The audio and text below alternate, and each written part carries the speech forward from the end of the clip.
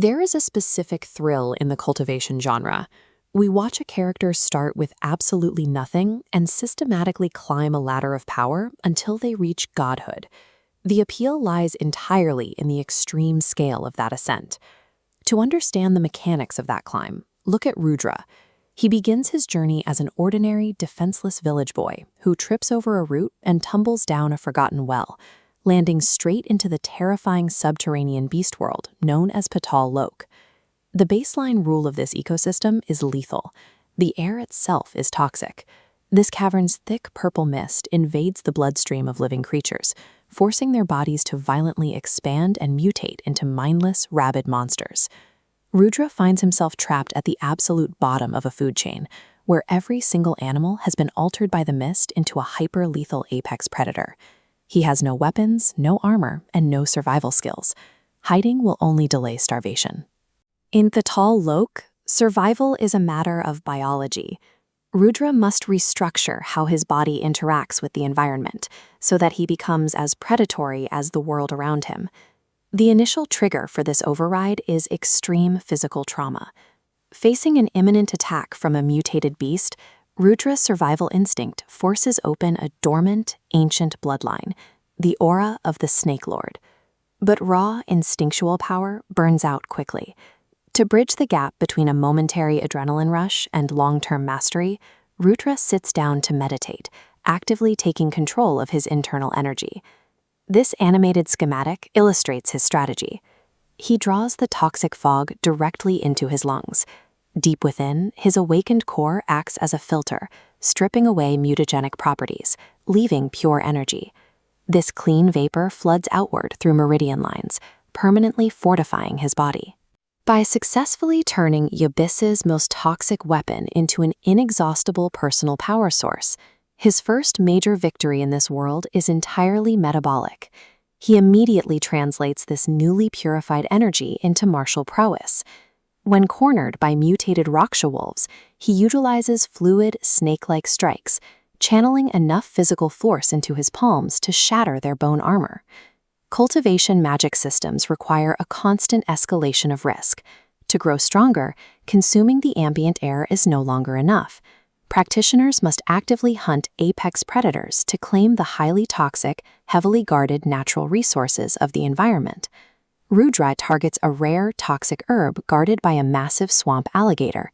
Mid-air, he focuses his aura directly into his fingertips, forming piercing energy fangs to bypass the beast's rocky exterior and inject his own synthesized venom.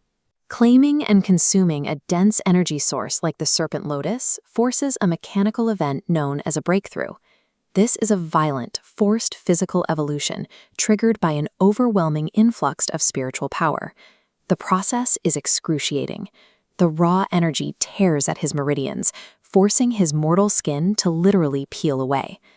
When he finally shatters the cocoon, he enters the basilisk realm, revealing an expanded muscular frame marked with tribal snake tattoos.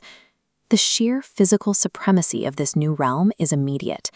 When a towering Raksha Chieftain brings a massive bone club crashing down, Rudra catches the devastating strike completely effortlessly, using only a single hand.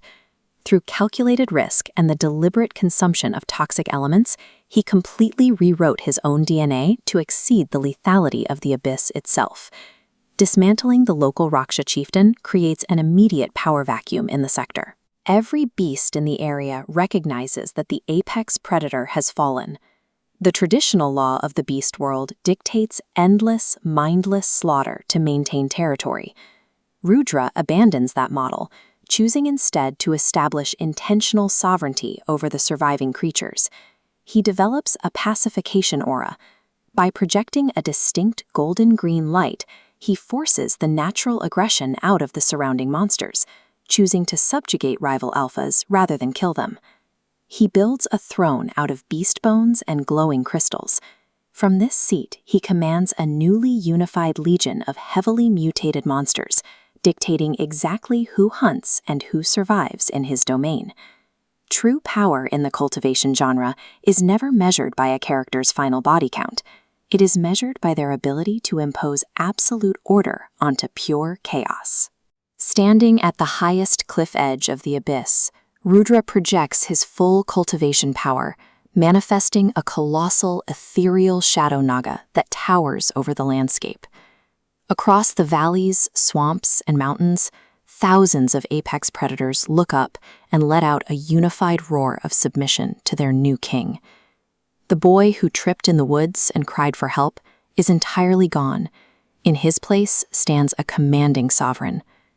Cultivation is the ultimate mastery of both the self and the environment. Because he conquered the toxins in his own blood, he conquered the abyss, guaranteeing that when he finally climbs back to the surface, he will return as a god.